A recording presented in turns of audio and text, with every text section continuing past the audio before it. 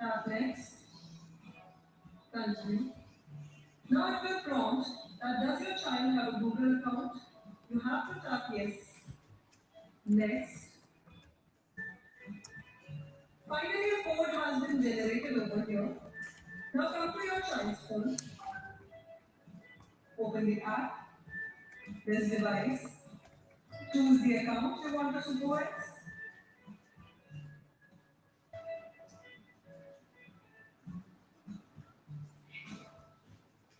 Other accounts will be removed. Tap next here. Now I'm entering the code that has been Please generated. ensure annotation is strong of. And there's somebody keeping an eye on the chat, please. Entering the password.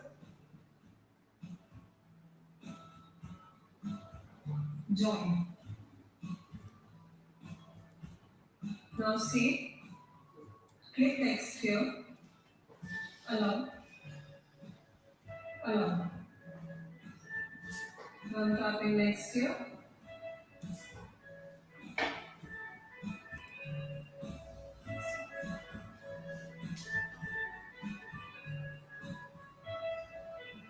Now you can see the number of apps and their names which are available in the phone. Here it is. Now I'm going to toggle the switch off and it's done. Next. Next. And it's all done. Now I'm choosing here customize the parental controls. I'm selecting next.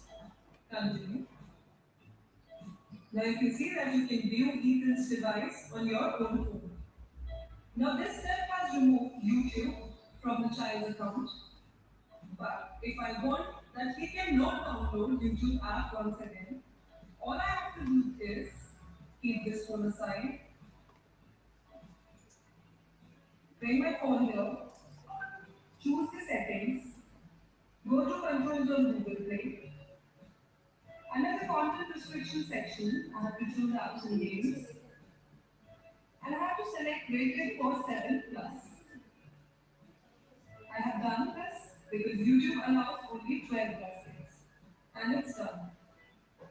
Now that I have selected it over here, I'll bring back the kid's phone. I'll find out the YouTube app. And you can see that I cannot see this YouTube app here once again. At the same time, How many minutes will you I'm not able to find this app in my phone. It's almost finished. So 30 yes, 30 seconds. YouTube has been blocked from here. This is a very important tip to add on. A parent's device could be iOS or Android, but the child's device must be an Android one. So now you can use Google Family Link to block YouTube on your kid's device. Such a relief, isn't it? Well, that's it from my side. Thank you for watching the video. If you found it useful, don't forget to like and comment in the comment section. Welcome back, everyone. I hope you found that video useful. But we wanted to play that so you see how to control apps on your children's devices. Of course, because some of the apps have versions for you that's safer for younger children, and then general apps. So, like the YouTube we're talking about is YouTube for every other person. The children should rather use YouTube Kids. So I won't be speaking much about that because, like I said, we have amazing people to speak about online safety, and I'll be welcoming one of them. Her name is Adora Ikenze. She's the head Anglophone West Africa Public Policy for Facebook. Welcome, it's so good to have you here.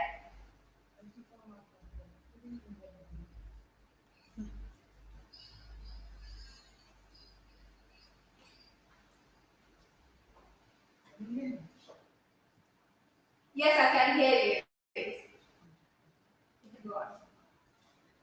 Okay, so I don't actually have a presentation to finish.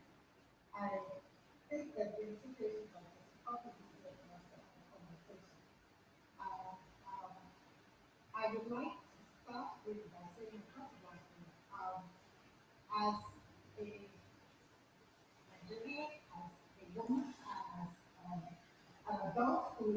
responsible for children extremely serious and extremely personal. And I am particularly proud to work at an organization that also takes it very seriously. There is a perception about Facebook that anything goes. When we started out as just a tool for people to, students to engage with themselves in the university. Then it expanded to being able to find friends from our classmates, and then it expanded into building communities, and now people are using Facebook for practically everything. And we also have in our family, we have WhatsApp and we have Instagram as well, which also offer different aspects of communication and different opportunities to engage. So at the moment, at any given time, we probably have about over 3 billion people online using our platform. And unfortunately, when you have that amount of people, there is also a risk and there are negative things that happen on the platform, just as they happen offline in real life. I always tell people that whatever happens online is really just a reflection of what is happening offline as well. People don't come to Facebook and Instagram and WhatsApp and change their behavior. It is stuff that they're already doing offline. Maybe there's a certain amount of latitude because of the anonymity of the internet, but it is also a perception issue, and it's also people just have to be just as careful when they're online as they are offline. So we know that a lot of children are on Facebook. We see the numbers, and we take it, it is a particularly sensitive and very crucial aspect of our work to make sure that children and young adults, first of all, understand really the rights and responsibilities and how to engage online and how to protect themselves. Now, this is a conversation that is it's not just limited to children, it's not just limited to the West, it's not just limited to Africa. The internet is a brand new frontier. What this technology has provided is access to community and engagement that is unprecedented in human history. So it is something that we're very conscious of. We work very hard to try and make sure that we are at least, if not ahead of it, keeping pace with what is happening, because we are the providers of the technology, but also to make sure that our users and the community also know what safety protocols, what safeguards and what policies we have in place to keep them safe. So in that vein, I'm really very grateful to have the opportunity to have this conversation with you this evening. And I will not talk so much, but I hope that we will have, I'll try and give as comprehensive an overview of what we are doing, particularly to keep children safe online, and then hopefully have the opportunity to answer some of your questions and maybe go into more depth about things that we want care about and you want more explanation about. So the first thing that I will talk about is really that we, because of the volume of children that are on our platform, we invest a lot in technology. We invest a lot in the tools to keep children safe, and we make sure that not only do we have the technology, but we also have the resources and manpower to make sure that our platforms remain safe and positive for children. I don't know, if I can actually ask for a show of hands to find out how many parents who are listening to me today, know that we actually have a parents portal. And on this parents portal, it provides tips for you as the parent or the responsible adult or the guardian of children on how to have safety online conversations with your children. And it also gives you access to resources, how to talk to them, how to explain what privacy is, how to explain what security is, how to make sure that they can identify negative or dangerous elements online, things like that. I don't know if I can see a show. Maybe when we go into conversation possible. Yeah. So we have the parents portal. Yeah. We also have a digital literacy license. And this is not just for parents, it's also for educators.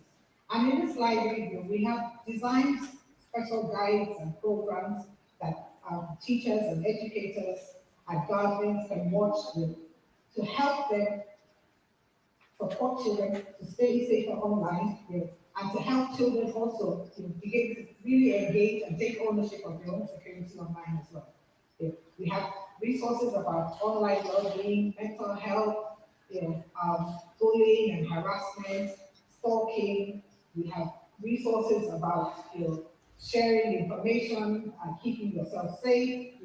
Think before you share, how to friend it, how to help you. Resources even if a child is not the one having an issue, but how to help a friend who may need help, assistance about staying online as well.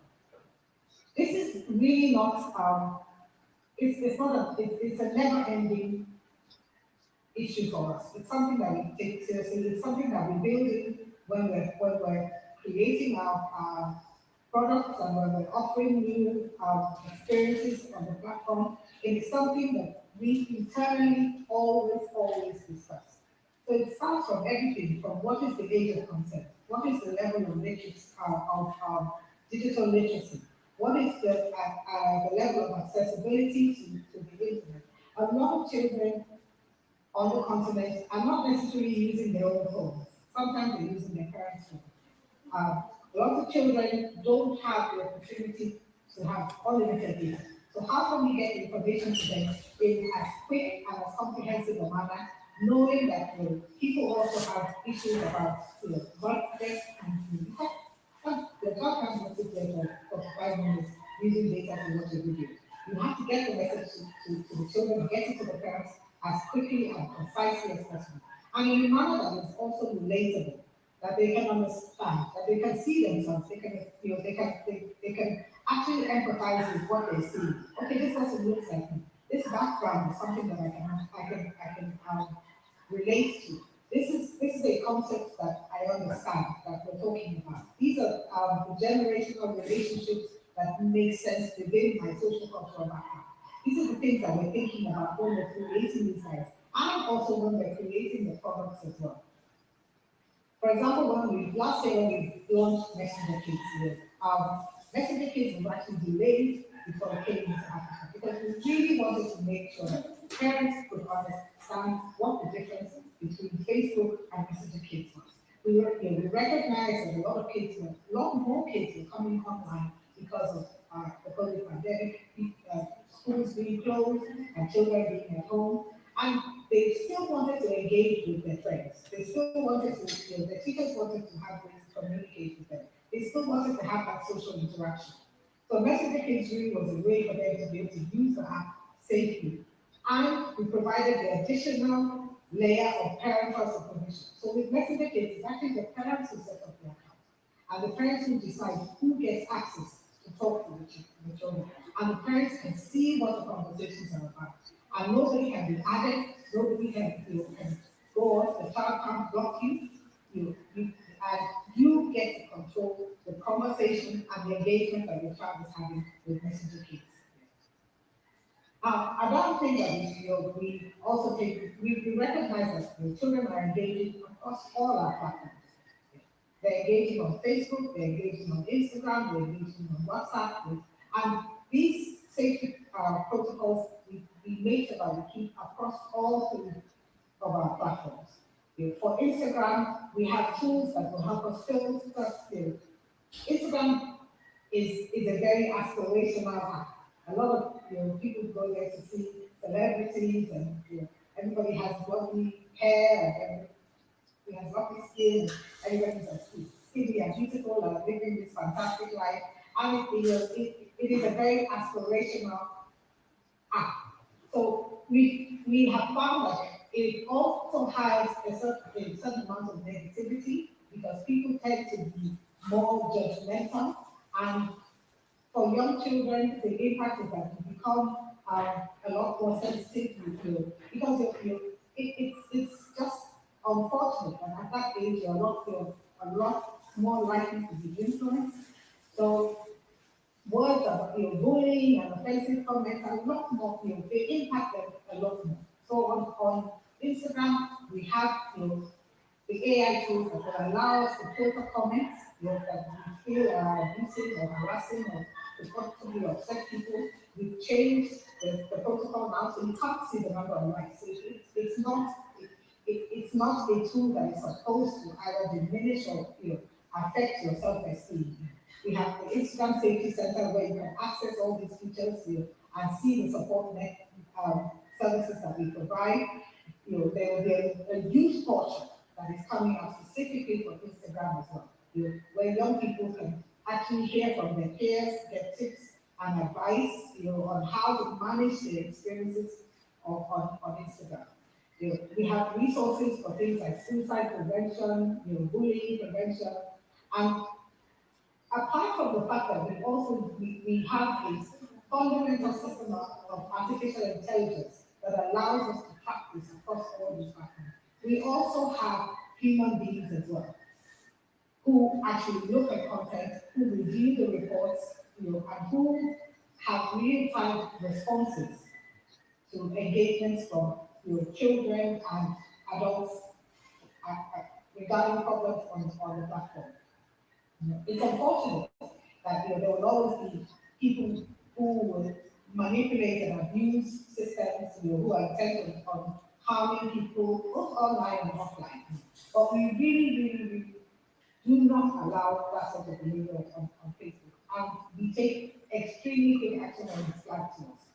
One of the things that I have always try to emphasize, and I really appreciate the opportunity to say this again today, is that we depend a lot on parents reporting things to us. We have an extremely fast and efficient reporting process, and while we can be proactive and use our AI and use our support teams to take action when things are flagged to us, we also appreciate people taking the initiative and sending us information and saying that this particular page or this particular individual is engaging in an abusive behavior or we believe that it's not appropriate for children, things like that. I mean, we have an extensive reporting infrastructure that will allow you to report individuals or abusive activity very quickly. Every single piece of content on Facebook can be reported. Doesn't matter what it is. Every single thing. And reporting is anonymous. Thousands of people use it every day, and we take immediate action. And in worst case scenarios, we also work with the police to help people stay safe on Facebook, especially young people. Thank you so much, Auntie Dora. I think the questions are started coming in, but we'll take just a few. I think I answered one already. Someone was asking where they can get access to these resources. So what I have done is I have pasted in the comment section digital resources for parents, the parents portal we spoke about, the youth portal, the digital literacy library as well. So all of the links are in the comment section. I think it was that would be the last question. So if you have any more questions, please just just raise your hands. Use the app to raise your hands, and we'll quickly call. I think we can just take one question. We're really out of time right now. So, but if you can quickly just indicate the answer, you will quickly take your question now before we go on to the next talk. Is there anyone who has questions for Adora? Anybody with questions? Or the resources have just been more than enough? Okay, so you can keep the questions coming in the chat box. We're going to move on to welcoming Chukwemeka Onye, who is the co-founder of the Country Foundation. Chukwemeka is going to be speaking to us around online safety, and you can, of course, ask your questions. We have a Q&A session, a general Q&A session immediately after Chukwemeka as well. So if your question comes to mind, just put it in the chat box or hold on to it, and we'll be taking them in a jiffy. Go on, Chukwemeka. Good evening, everyone. Good evening. Hello. Good evening. We can hear Thank you you. so much, confidence. Thank you so much, confidence. Thank you for the opportunity. Good evening, parents. Today is Safer Internet Day, and it's a great thing to celebrate today. The expectations are high. We live in a highly charged generation. And I know many times when we think of the internet, because we are parents, we like to think of the internet first in terms of the risks that our children face. The truth is, we must first of all acknowledge the fact that the internet, to a large extent, is a force for good. I have slides. I'll try to share them now. Just give me a second.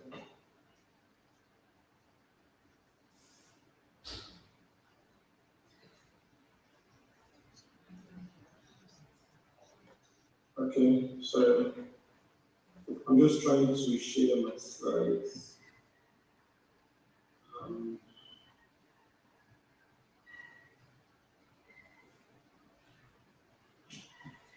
okay, I'll probably just send them to you confidence so you help me share. Let me know if I need to sort this out here. Okay, that's Is fine. that fine? Yeah, that's Alright, fine. perfect. I would like to start with, I have very short time, but I would like to start with a quiz. And I would like parents to please send me their answers in the chat box. We had children's session for the teenagers, and we had quiz questions for the teenagers. And I know our parents are not teenagers, but please let's assume that we're on TikTok, and this is the latest viral trend. So let's get on the trend. So your child comes to you, and the child has been asking you to set up an Instagram page account for a few years now. Finally, the board, let's say you have set the benchmark for setting up the Instagram account at age 15. So children turns 15, and he reminds you that Instagram account has been active for setting the account, and you finally agree after all, have to put the words. But you want to prevent your child from being accessed by strangers directly. What would you advise the child to do to their account immediately set up their account? What would you have? I want to see privacy. How would they ensure that privacy? Make in private. Please want to be sure that only parents that are answering. Everyone suspect that innocent a young person. Make it a private account. Please, when you answer, just write parent after your name. I want to be sure that you're a parent, that you're not a young person, so that there is no. I'm not young, but parent. I'm very sorry, sir. I'm very sorry, sir. Okay, you tell the parent. I'm very old. Like, I'm so sorry, sir. I'm very young. The other hand. You tell the child to set up the account as a private account. Now it looks very simple. It looks like a simple solution, and I'm happy that we have a representative from Facebook here who has shared on the safety tips. The truth is, a lot of parents complain about these issues, but the truth is, a lot of the solutions are already out there. Yes, like they say in cybersecurity, the weakest link in cybersecurity is the person, right? Quite correct. But the truth is, before we even now talk about the person, there are a lot of tools that are out there that parents can employ to keep their children safe. So yes, you ask the child to set up a private, you ask the child to set up a private account, they are games. If you set up a private account, if you notice it on Instagram, strangers are not just to follow the child. Anyone who wants to follow the child will have to request to follow, and the child can approve or refuse to approve it. The post are a bit secure. The child is able to share content within a limited pool of people directly to their parents without worrying about whether people will see it. And it also reduces the chances that content on the child's account will be indexed on a Google search. Now, that's very interesting. Now, I want to ask the question, another question I'd like to ask our parents. What is the basic age? What is the minimum age for a child, for a person to join Facebook? I want to know, a lot of our children are on Facebook or join Facebook behind our back. Then someone says 16, the representative from Facebook is shaking her head. I think she has this. So the right parent will get Capuson for their child. You know, parents always, everything our parents always try to be child. Even the gifts will be for the purpose of the child. So get Capuson for the child. Anybody? I don't have any answer. At least 13 years. Thank you very much, Mrs. Buni. Any other try?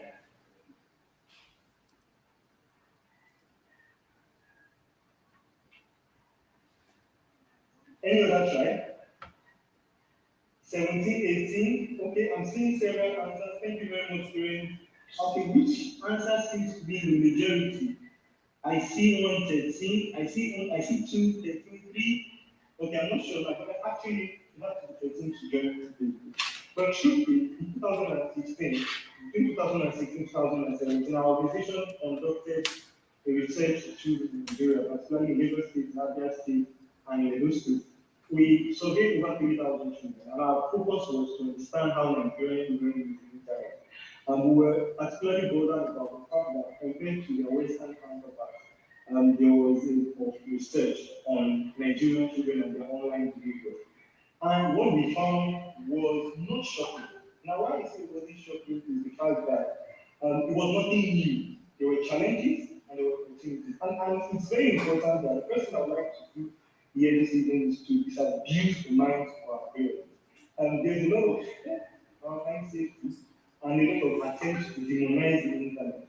The internet is amoral. It can be a force for good, it can be a force for evil. It depends on the use that it is put to.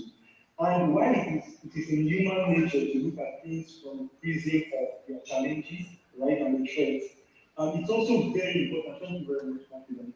It's also very important that we understand that spirit. My slides are very few because I want to try to be as direct in those and to just, I'm not able to touch on everything, so I want to touch on issues that I feel are the most fundamental issues, right? Now, it's very important for us as parents to understand that there are opportunities and there are risks, and as much as possible, we must know that we live in a digital age. We live in a digital age, and that's the reality of the things that we live in. And the earlier we begin to learn and think and consider, it's a learning process. That's the truth. For every parent, it's a learning process. We speak to parents all the time, and one thing we find is that no parent has had it, right? But it's not peculiar to the internet, like Mrs. Adara mentioned earlier. It's actually a general parenting issue. Before the internet, there were parenting challenges, there were children challenges, there was juvenile delinquency, right? There was a lot of these issues, right? And the internet, the only thing that the internet is just a medium. It just like allows people to express themselves. So the evil that is in you comes out, the good that is in you easily, more easily comes out. So it's very important that we understand that the internet is a force for good. And while we're trying to keep our children safe online, the easy thing to keep that child safe online will be to direct them towards opportunities. Can you move to the next slide? Will be to direct them towards opportunities. Now, what do we mean? I like to always take it back to the way we live pre the internet, right? So, parents will typically, we say that it takes a village to raise a child. To raise a child in the community, as it is, and you know the school, you tell your child that this person in this community, don't talk to this person is not a good person. And this other person, don't talk to this person. Follow this person's example. Trying to occupy children within the framework of the little communities we find ourselves. There were games for boys to play, there were games for girls to play. Although some of those roles were stereotypical, right? When we grew up thinking that the role of the woman to stay in the kitchen and the role of the man to do the hard work. Yes, some of those rules were problematic, but the truth is generally, right, there were things to provide children. We realized that the idle mind is the devil's workshop, right? Now let's bring that online. The challenge that we have realized is that many parents think that screen time, for example, is an issue. But screen time is not so much an issue as much as the issue of what the child is doing online. So, for example, that parent who said that the child was not going to have a smartphone to the child was 14. And then COVID hit. And then everybody was at home. And you say the child staying without the phone. Of course, there's the usual drag between the parent and the child, between who will use his phone. There's the give me my phone, which happens very often. Second month, and then the school says that they are going online, they have to have online education. Now we have nieces who are dedicated, and they have WhatsApp account, they use Zoom. In fact, we always have that challenge with them. All of a sudden, let me just mention this. It's a joke. I got married in November last year. And all of a sudden, my wife saw a wedding picture on our niece's WhatsApp status. And we're not sure, I'm still not sure how she put across the picture, how she just knew, how she knew to put the picture on the status. Because it just, but how did they come across it? How did they come by it? Because they had to participate in online education. So the truth is, if parents are not at the forefront, if you are not proactive, right, society will lead you by force. And it's better to be proactive that you're able to set rules ahead. Can you move to the next slide, please? Hopefully. Thank you. If you're not proactive, society will move you by force, and you have no choice but to follow the wind. But if you're the parent that sits back to say, let me understand how this thing works. And which is the second question, and second issue I want. So the first issue I talked about is the fact that we have to use our minds about the fact about the essence of the internet. The internet is generally a force for good, but as it is every human society, there are people who are good, there are people who are bad, and they will always do that way. But the second issue I will talk about is the issue of to what extent the parents have to educate themselves for the digital age that we live in. For us as an organization, this is something that we thought about a lot. We gave it a lot. People need to become digital savvy to be able to keep their children safe online, or with the basic rules of parenting, preserve the child online. It became a two-way thing. But when we come to it, the compromise that we came is the fact that we like to make this analogy that 50 years ago, 60 to 70 years ago in the typical Nigerian community, when the white men brought education to a village, for example, everybody will be exposed to be given the opportunity to be educated, right? At the time, there was no adult education, so parents sent their children to school. Many of these parents who were physically farmers, who had more iota of formality, were able to educate children up to the level professor without having to step into a classroom, having to understand how to push just the basic rules of your child to read, basic rules of telling your child to listen to your master in class, listen to the white man in class, just the basic rules were able to keep that society going, and many parents were able to do very educated children, even educated. Which that might not really will not really stand in the generation that we live in. Parents need to. So you do not necessarily need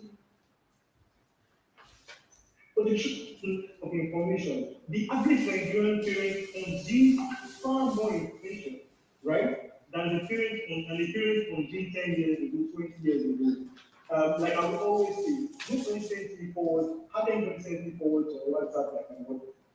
I don't know. I don't know if it's peculiar to me, but I know that several of my fellow young persons suffer the same thing. I'm sorry if you're a parent who is in the business of sending forward. I'm not talking to you. I'm talking to parents who are not part of this chat. My mother sends me videos almost every day, like almost. And I think like I ask myself, like, when does she get the time to watch these videos? But the truth is, a lot of parents are consuming information. If you have sufficient time consuming information, then you have sufficient time to do a Google search, know about that. You can do a Google search to know about,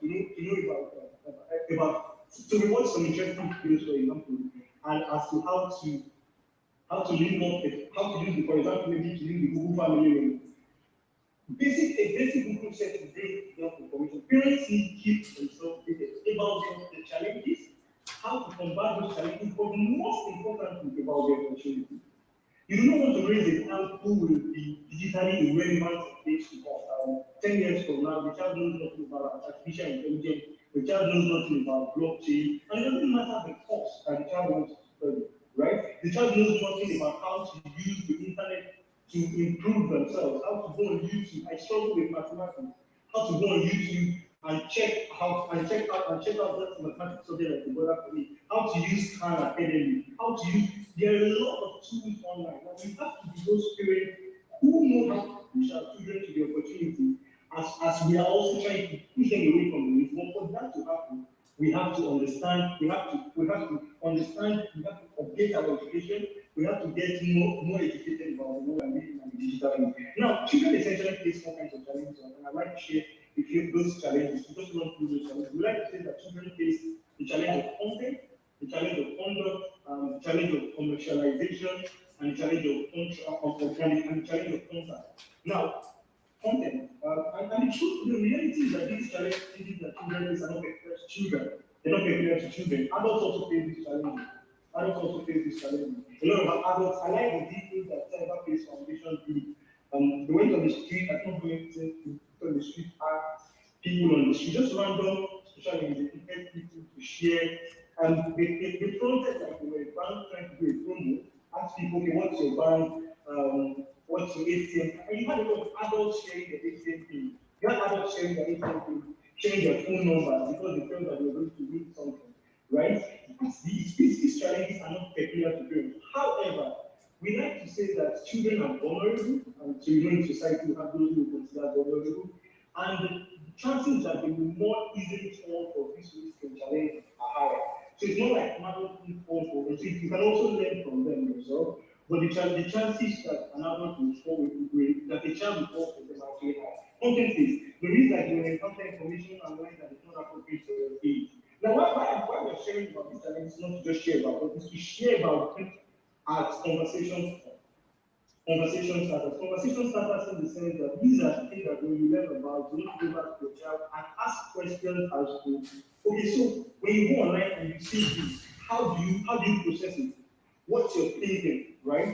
So you want to start that conversation. You don't want to wait for the issue to come. You want to start a conversation with your child about pornography, for example. You want to start a conversation with your child about boundary information. We live in an age where conspiracy theories are on the rise, right?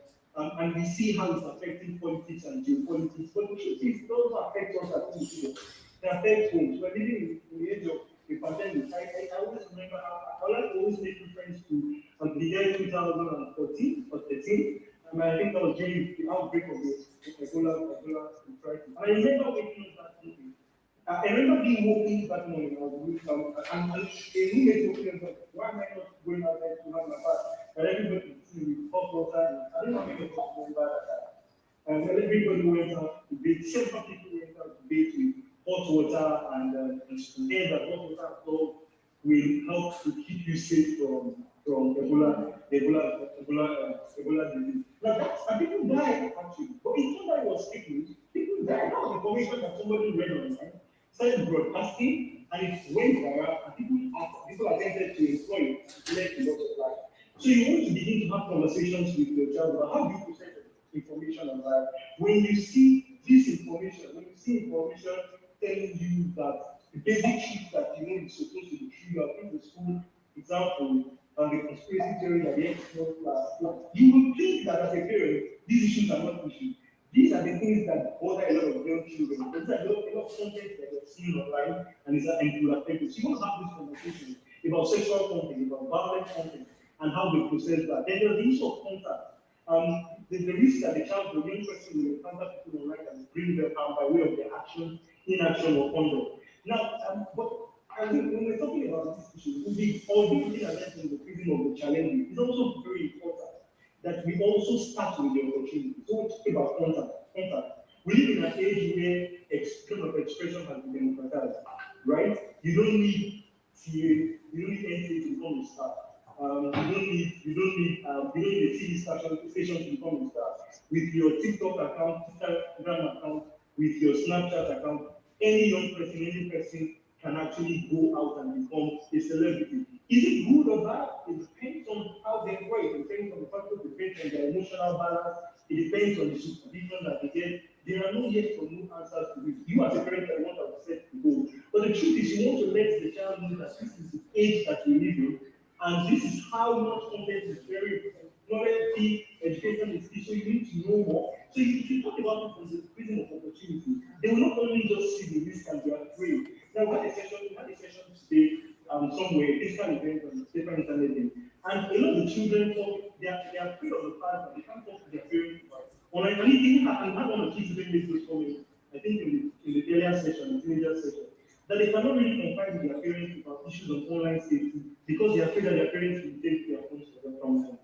If your disposition is that your child comes to you and tells you that somebody sent me a naked video online, and let's be sincere with ourselves, we did this research. It happens a lot, especially with young people. If your first reaction is to seize the phone, right, and say, oh, because you're using this phone, they have their elder brother's phone, they have the younger brother's phone, they have your own phone. And everybody knows here that passwords and passcodes do not work with children. No matter how hard the password is or the passcode, it doesn't work with children. They know how to unlock your devices at the time when you don't. It's even possible that you sleep in your room with your phone. You don't leave the room after you have slept, and the phone is not back to the room before you wake up in the morning. These issues, the kind of issues that we have seen or drama that we have seen young children put up with friends on the internet are astounding, right? Because children will be children. And I'm sure that some of our parents did this issue in the same place when we were younger. But the truth is, if you look at it from the opportunities first, so talking about contact, for example, people need these people online. Although we tell children that general rule do not accept strangers online, I'll try and wrap up now with next week because I know I'm out of time. We tell children that do not accept strangers online. That's the general rule we tell them. But let's also be honest and sincere with ourselves to tell children the fact that people meet business partners online, people meet their spouses online, right? But it depends on their maturity. Let's always learn how to make analogy with the real world and the online world. I think an example. Rather than just say, oh, everybody online is evil. When a stranger talks to you online, demonize the person, run away from the person. Right? Why don't you make the analogy of driving? Right? Because okay, a good thing to drive, it helps us to move from place to place. But you can't drive a taxi you are 19. There are rules about that. So it's a good thing, but there are rules about it. So there are people online that are good, but pending when you are mature enough to make those decisions. Generally, not everybody who sends you a request. If you see someone you think is interesting, you like to accept the person to request, talk to me about it. These are all conversation starters. As against just going to hand down rules to the children because children will always like to countries. And this is somewhere that a lot of parents struggle with the issue of screen time management, mobile phone overuse. There's a basic question that parents want to ask, can a child be addicted to a mobile phone? Well, the World Health Organization has not classified that as an addiction, but internet gaming has been classified as an addiction. And it sounds basic, but the truth is there are a lot of children who you can't take mobile phones away from them. When you snatch the phone away from them, they become reclusive, they become depressed, right? It's a very serious problem, right? We must also understand as parents that there are obligations, that there's nothing wrong in seeking third party help.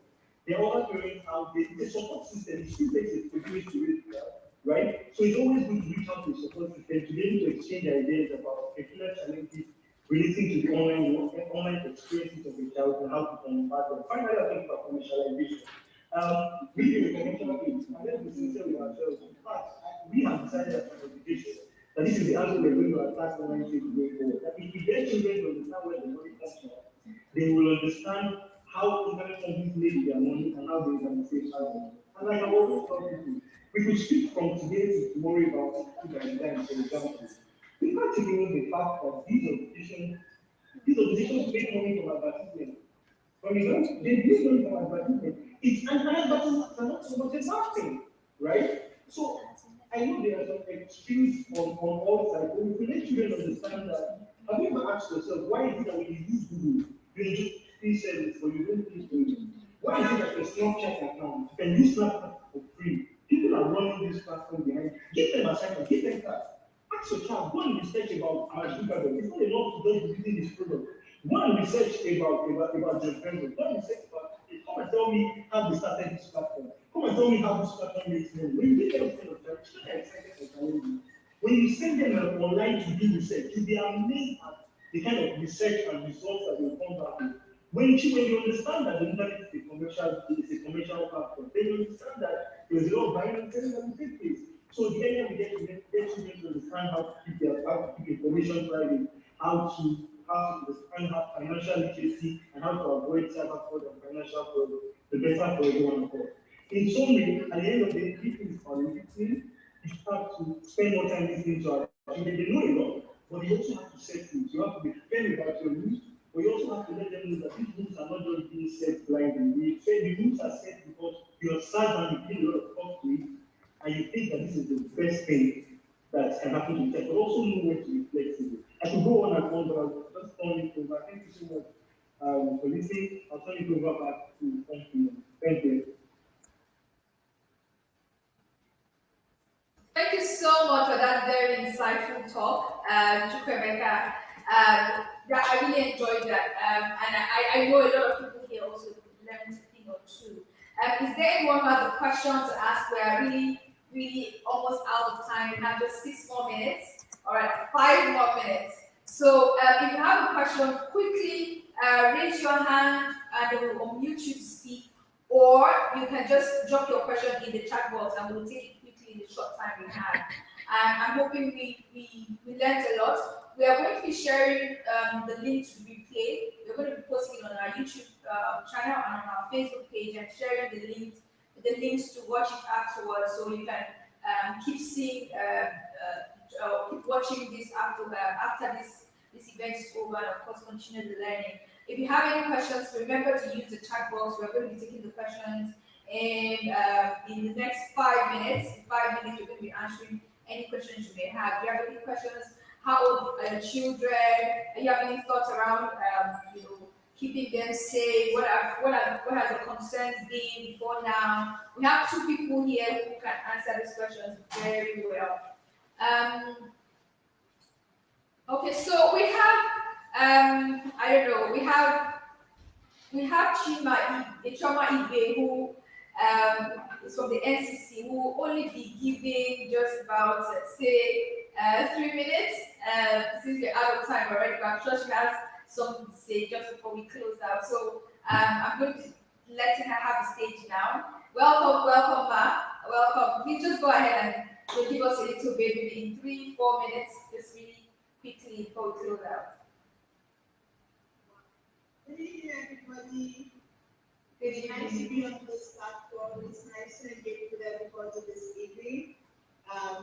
You have given me 4 minutes to pack in a hold on, so I shall just go right on to the basics, which is parenting. So rather than going through this long slides or multiple slides of presentation that I have, I will talk about just being a parent. Us acting as parents over our children. The internet is virtually the same thing as you have in physical space.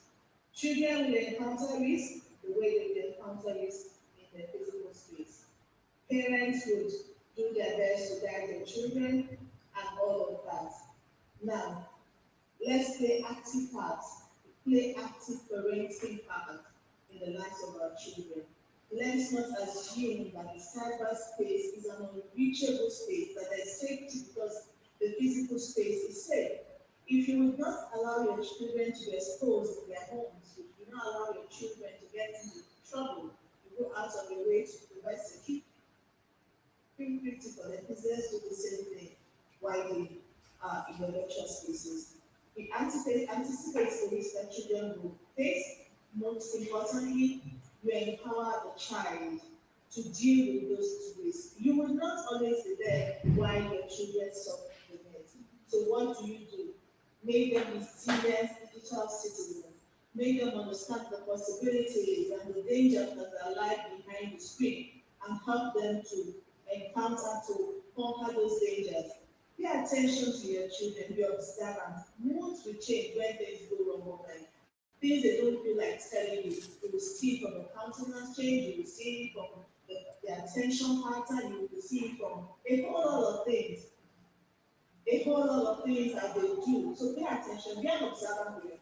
Discuss with your children, engage your children, ensure a healthy balance. I mean, we need to learn to resist the urge to say, what those devices? You can't go online. You shouldn't do this. No. That simply makes the child to lose confidence in him or herself. So we should empower them instead. Then we should act responsibly.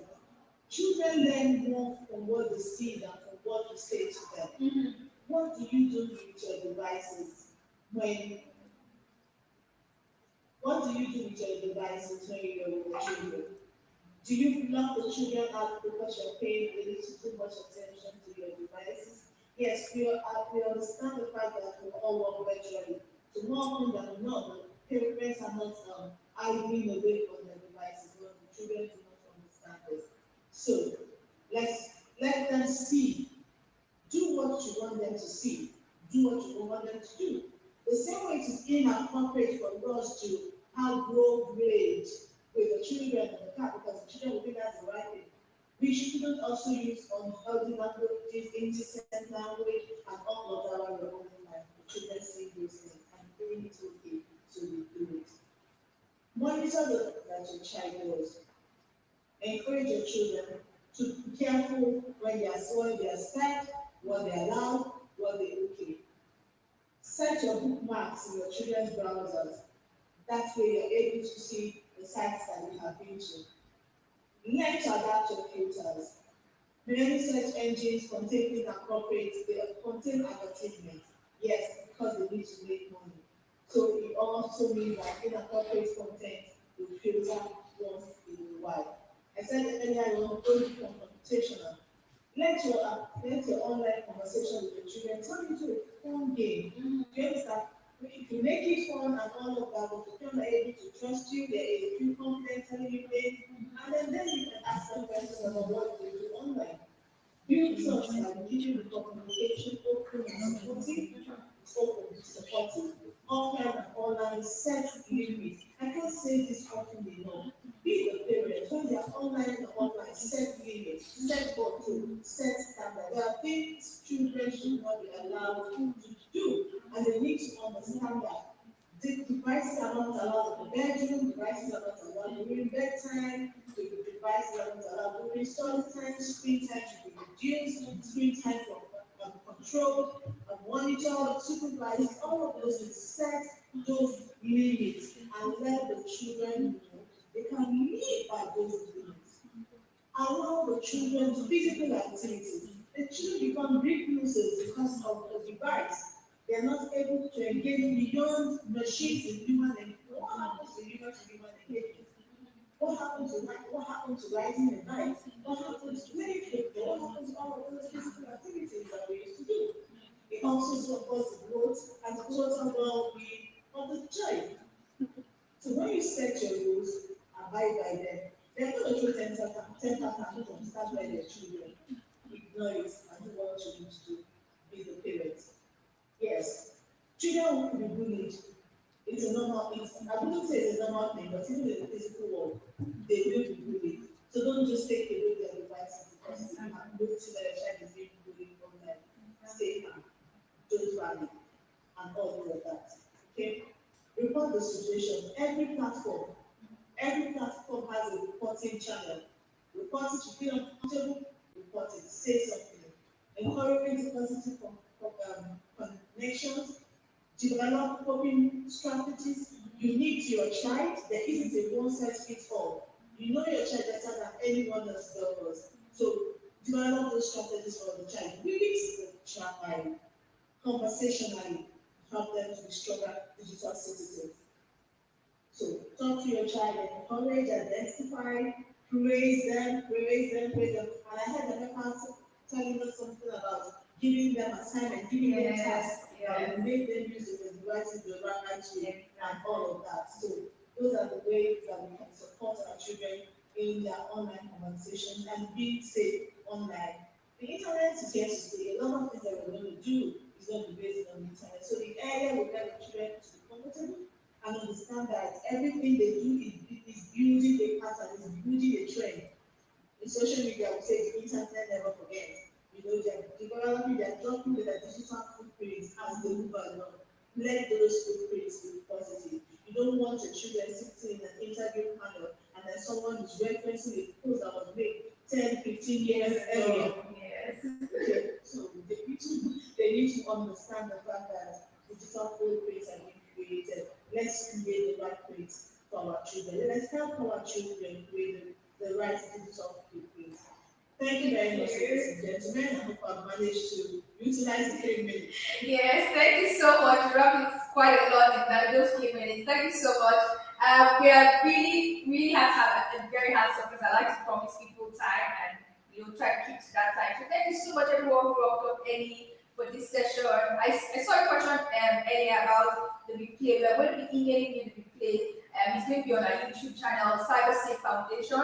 But we're going to email you the replay as well, so you can look at this over and over. We want to use this opportunity to say thank you so much to our partners, like the Pantry Foundation was our technical partner for this event. Thank you so much. Thank you, Facebook. Facebook was our partner for this event, and we have a lot of gifts from them to distribute. So please just send us your delivery address to connect at cybersafefoundation.org. I will be sending you gifts. Actually, took note of the first parents who logged in. So we'll be sending our parents a special pack.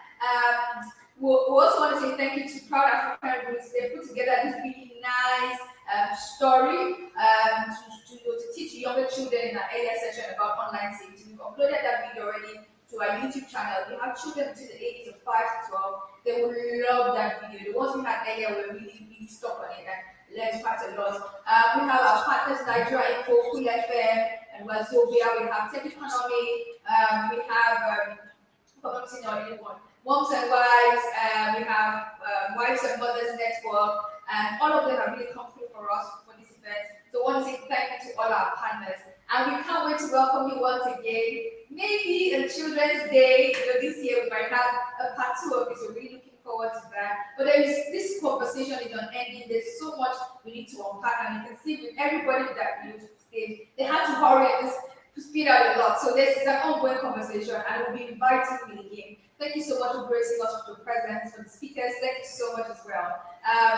Have a good night, guys, and we'll be in touch. Stay safe and safe.